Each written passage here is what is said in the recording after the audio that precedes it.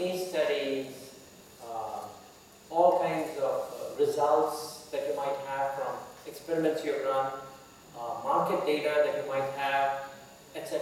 So it's all the sales and marketing materials, but again, it has to be put together in a fashion that's convincing, in a logical way. Why it makes sense. The next thing is hiring a sales closer. What you'll find is that if you and I, IIT engineers, just call on a potential customer, we don't get a response. They just don't respond to us. We say we've got the best product and nobody responds to us. And the reason for that is we don't understand what it means to build a relationship with a buyer, how to connect with a buyer. So in sales, you have to connect with the other party. Because the other party has to develop confidence in you, trust you, and be willing to even listen to you. Right? So a sales closer are professional salespeople who have developed the attributes of building personal relationship with buyers in all kinds of companies, and they can go ahead and make a sale with the customer by following the sales process. I'll give you an example because after about 20 years in this business, from an IIT engineer, I've kind of moved on to more marketing and sales kind of skills, right? That's basically what I've done. So, just to give you an example of sales. So, I was flying on a plane from Paris to San Francisco, and there was a person sitting next to me, and when he was sitting next to me, he started, reading his stuff, and suddenly I said, oh, he works for Louis Vuitton, which is the famous luxury goods product company. You guys heard of Louis Vuitton, right? Yeah, fashion product. And then he was reading all these financial documents, and I realized that he was the president of Louis Vuitton, who was sitting next to me. And then, it was a long flight, almost an 8-hour flight. And, I had, at Selectica, I had basically a configurator that I would love to sell to Louis Vuitton because everybody was going into the online retail business. And I figured that with my online configurator, if I had Louis Vuitton as a customer, allowing, women to basically accessorize their products and make recommendations about, how to buy the right scarf, with the right shoes, with the right purse, with the right everything, it would be a very nice solution for Louis Vuitton. And so here I'm sitting next to the president, and he's stuck sitting next to me for 8 hours. So I said, how do I sell this? How do I take advantage of this opportunity to sell to the president of Louis Vuitton, who's sitting next to me? And so, unfortunately it was a long flight, so, we had our dinner, etc. And then after dinner, the guy just goes to sleep. So I said, oh no, this guy is going to sleep. How do I connect with this guy if he's going to sleep? And how do I sell to him my configurator? And so I also decided to take a nap. I kept one eye open while taking my nap. And then suddenly after about 2 hours, he wakes up and he's fumbling, reading some books and this and that. And then so I pull out, some of my marketing collateral. And I start reading my own marketing collateral. And then I said, oh, Louis Vuitton, is it? So then I started a conversation with him, and then, told him how, Dell, e-commerce giants like Dell, Cisco, who are all leading companies, have started using these online configurators, and, the whole world is going to change, and this and that, and we talked a lot for an hour or two about it, and then he said, can Louis Vuitton use this? Of course, I was waiting for it. So, by the end of the flight, he had decided that Louis Vuitton would have an online configurator. And so, he called up his general manager and said, contact contact the CEO of this company called Selectica, and we are going to have an online configurator for Louis Vuitton products. And so next day, this general manager called me up and he says, what is this online configurator? I've never heard of it. And why do we need it? And he says that, and I've already told him that it will cost $4 million. And he says that my president has asked me to buy this online configurator for $4 million, and I don't even know why I'm spending it. So I said, I'm just going to, you send me the PO and I'll send you the invoice, and we come and show you how to use the product. So basically, you can, once you have your marketing material and everything else, and once you have your sales skills, basically, you can close a $4 million deal just on a flight, right? And so basically, Louis Vuitton became a customer, and we had, a $4 million business, which would not have been easy to get otherwise, because where do you get a chance to sit next to a president and he's stuck with you for 8 hours, right? Anyway, so sales closer is a skill that, you guys need to, all of any entrepreneur, or anybody who's going to be successful in corporate world or personally is going to have to develop. And actually, this is kind of a little bit of marketing for the next semester's class, is we're going to be teaching that. So I hope that, most of you sign up for the entrepreneurship skills development course, which will teach you how to sell, how to negotiate, how to compete, how to build a team, all of those things. Anyway, so till you develop those skills, you better go and get a sales closer. After that, you create your distribution plan. How is this product going to move? So, with all my companies, we were selling in about 10, 15 different countries, Taiwan, Japan, Korea, France, Germany, Sweden. There's no way that, I can afford to hire salespeople. There's no way that I can afford to learn the language. There's no way that I can afford to do the tech support in 20 different countries. So you better have a distribution channel plan that works depending on the country that you're trying to do business in.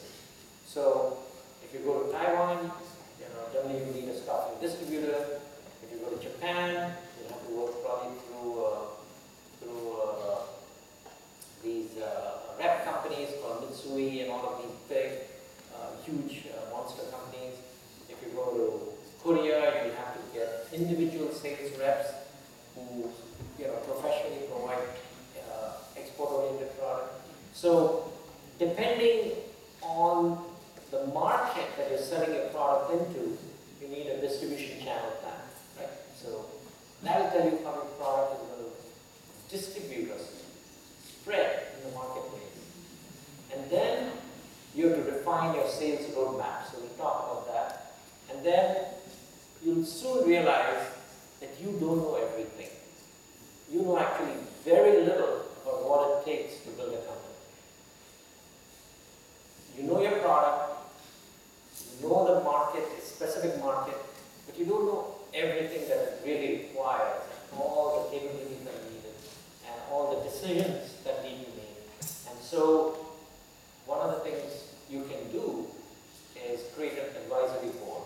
Advisory board is reaching out to people who are experts in marketing, branding, selling, financing, etc., and get them to become advisors. Because everybody loves to advise an entrepreneur who's going to become super successful. Right? So that's the great thing. You guys, by being an entrepreneur, will find that a lot of people want to help you. And so you basically formalize that whole relationship by creating advisory board. So,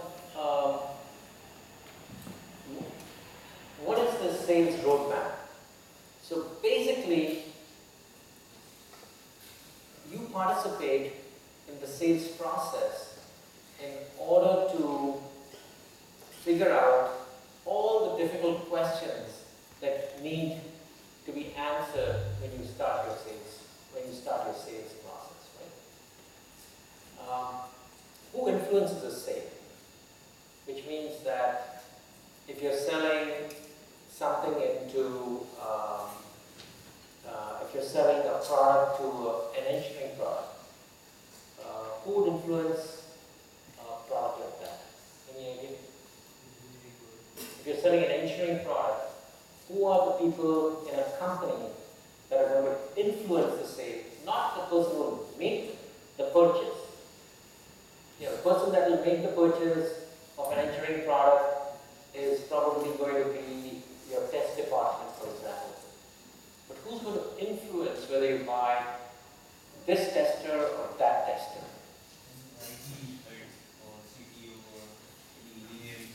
No, who do you think are the influencers? The IT head. Okay, the IT head will have, and what will be, why would he want to influence which tester to buy? He believes in the company, the product you are selling, then if he believes in the product you are selling in your company. Well, that decision will be made by the test engineering manager. So the IT manager, the CIO, will be interested in seeing that the software that the test engineering equipment is going to use is going to be something that he'll be able to support, provide technical support and maintenance. So CIO's job is to see that the IT environment inside the company is going to stay up, right? And is going to run properly. Anybody else?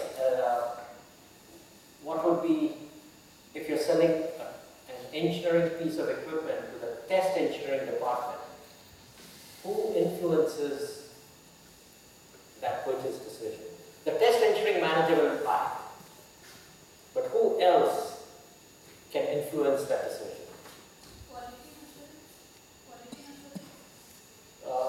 The QA person will do it, the QA manager or the director of QA, because he will want to know the reliability reports on that piece of equipment and those kinds of things, yeah. Anybody else who would influence it? Finance. VP of Finance, exactly. Why? Because it's a comparative analysis of two things, and money is always the crux of all business operations. Exactly.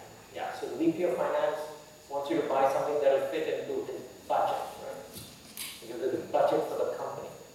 So the budget, everything that you buy, will fit into the budget. So a lot of people will influence the sale. You think you're selling to the test engineering manager, but if you're not convinced all the influencers along the way or address potential concerns of the other people who influence the sale, you'll find that on the last minute, the VP of Finance says, we don't have the budget.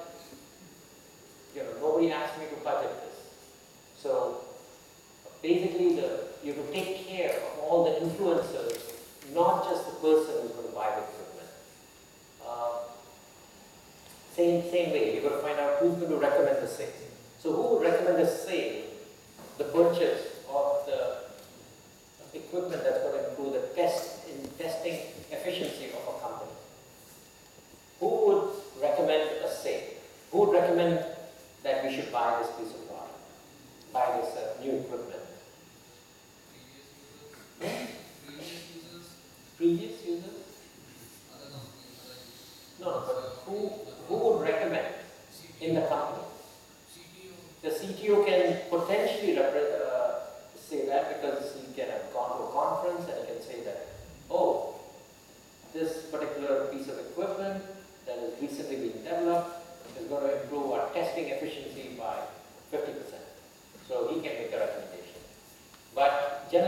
not the main recommender. The main recommender comes from somebody who has the need, right, for that functionality. So who has the need? The test engineer. The test engineer who is using an older piece of equipment for testing will say that, you know, I need something that works faster, otherwise I have to stay here till midnight every day to do the testing. I need a improved piece of test equipment that will automatically feed my components or give me better data or automatically analyze the data. So the test engineer who wants to get some efficiency or he has a personal need to solve the problem. Same way, who's the decision maker? Obviously the test engineering manager, right? Economic buyer, saboteur. Who will want to see that the engineering manager, test engineering manager does not buy the product? Who would be the saboteur? You know what saboteur is?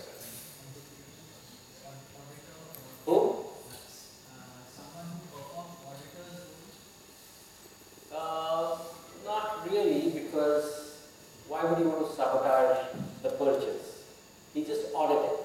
Auditing does validate that the price paid and the entire transaction is clean from a financial standpoint. That's the auditor's job. Who's the saboteur? No, board is happy if your efficiency of the company improves. No, but saboteur is somebody. Okay, competitor. Who said that? Okay, how would the competitor? Why would the competitor be the saboteur? Huh? They want to make Yeah. They were planning an upgrade for whatever is currently working, but their upgrade may not be ready for another 6 months. So they want to sabotage this transaction to buy time for their equipment to be ready. Right? So sabotage is typically done by people who are friends with the competitor, because the competitor has been, keeping good relationships with the people that were using his equipment in the test facility. So, okay, where is the budget for purchasing this going to come from?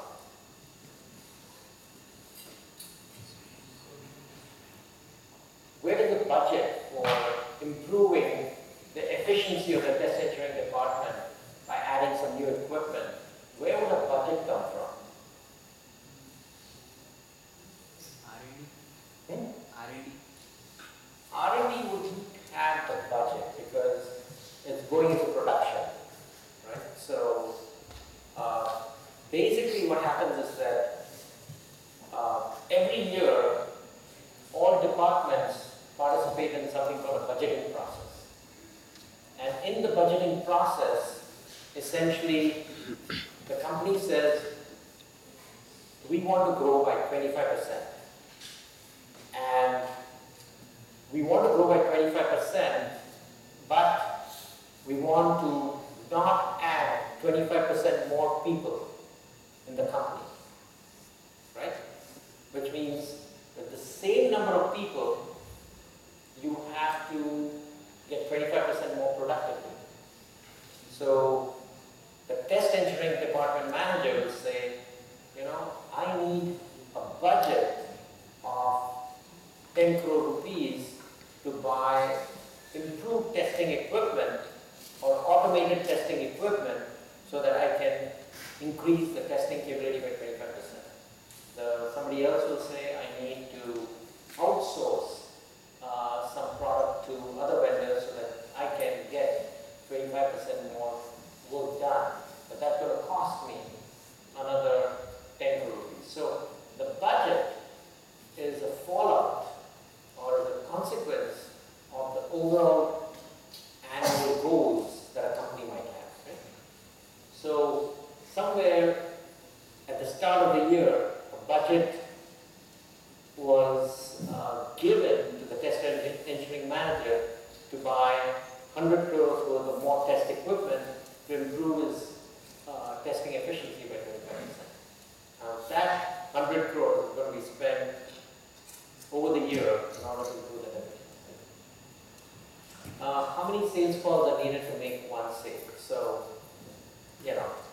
sometimes you can make the sale in one call, one meeting, like what I did with the Louis Vuitton guy, right? One meeting and the sale is done.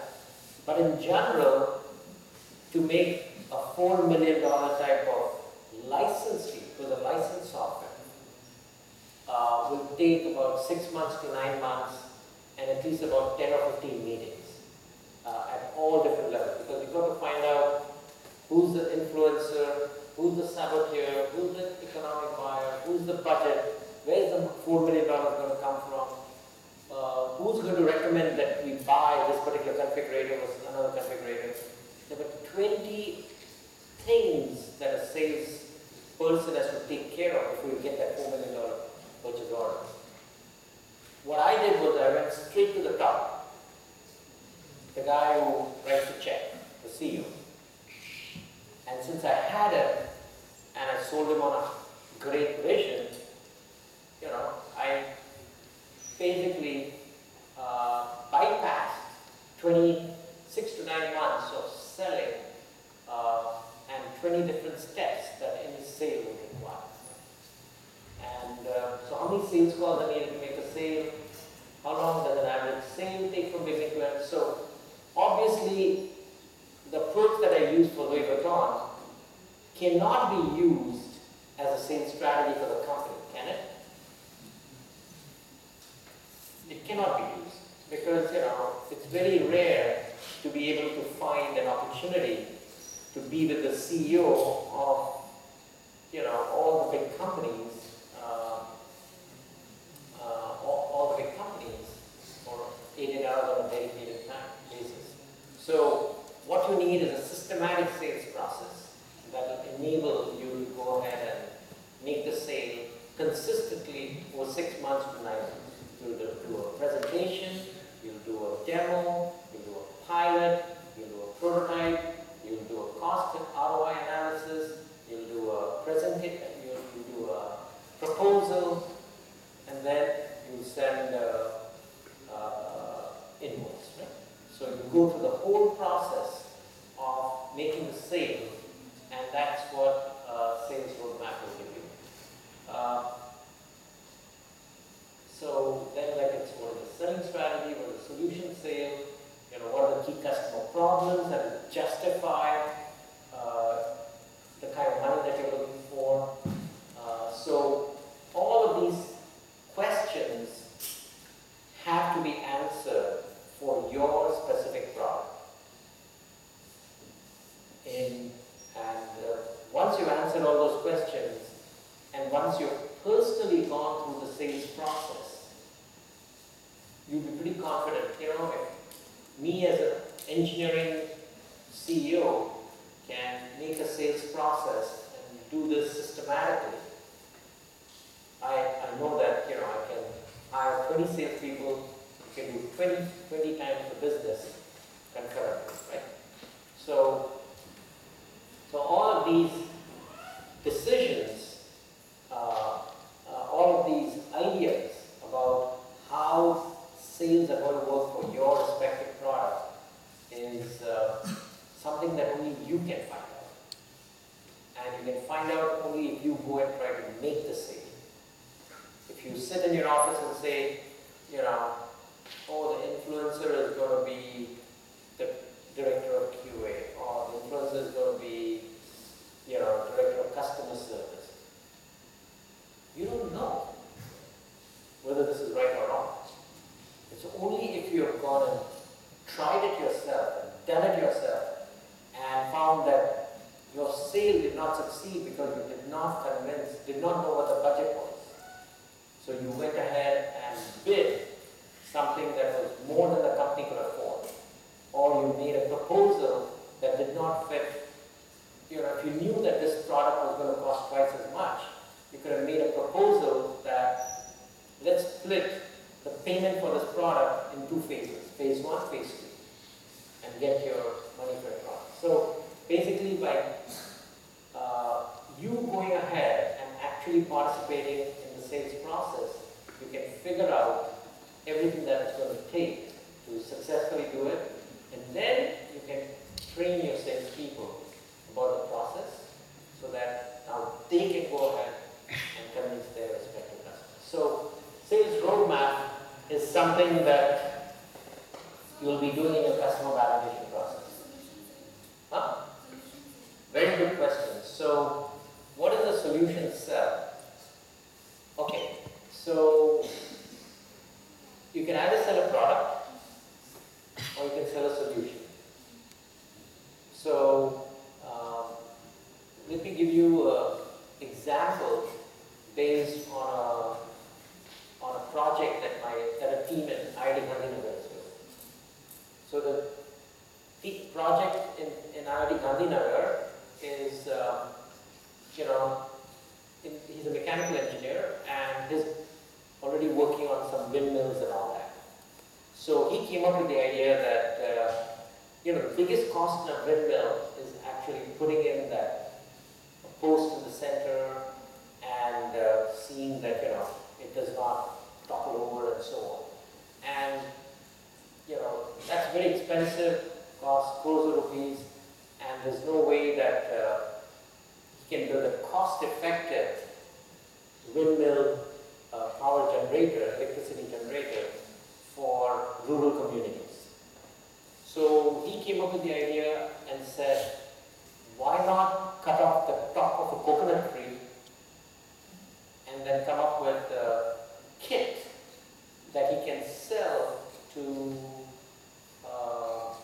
villagers who can self-install the kit on the coconut tree, and he's got power for his hut, and he'll be the only one who will have the power for his hut, right, out next to the seashore. So his project is to actually build kits, windmill kits that can be